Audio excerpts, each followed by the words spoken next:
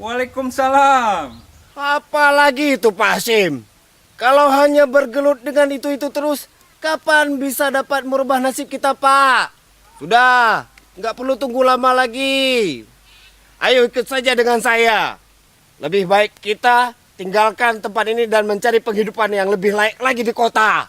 Waduh, ndak bisa begitu aja lah ambil keputusannya. Kita mesti berpikiran luas. Baik gaduh membalik-balik han membedoh le, rot semangat. Ka kecut hati. Nanti ka butuh hati, ludoh butuh hati. Oh, menana. Pemasaran dele Pak Hashim. Nemarit lagian rupa. Ilon kena rubah udep ukota. God akailon.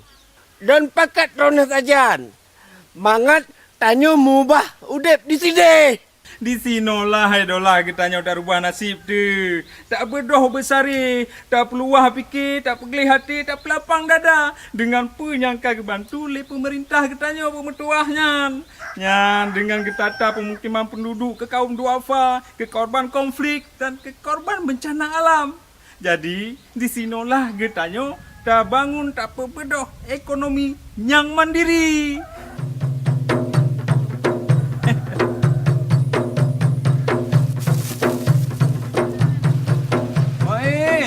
Anak dua. Tuan Abi, Mail kasih ya, Abi.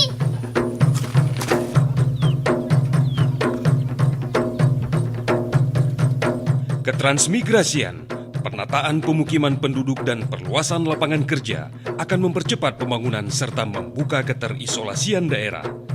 Inilah saatnya bagi masyarakat Aceh bangkit dan bangun dengan hati yang bersih, penuh semangat dalam mendukung program pemerintahnya untuk membebaskan diri dari kemiskinan dan pengangguran. Pesan layanan masyarakat ini disampaikan oleh Dinas Tenaga Kerja dan Mobilitas Penduduk Aceh.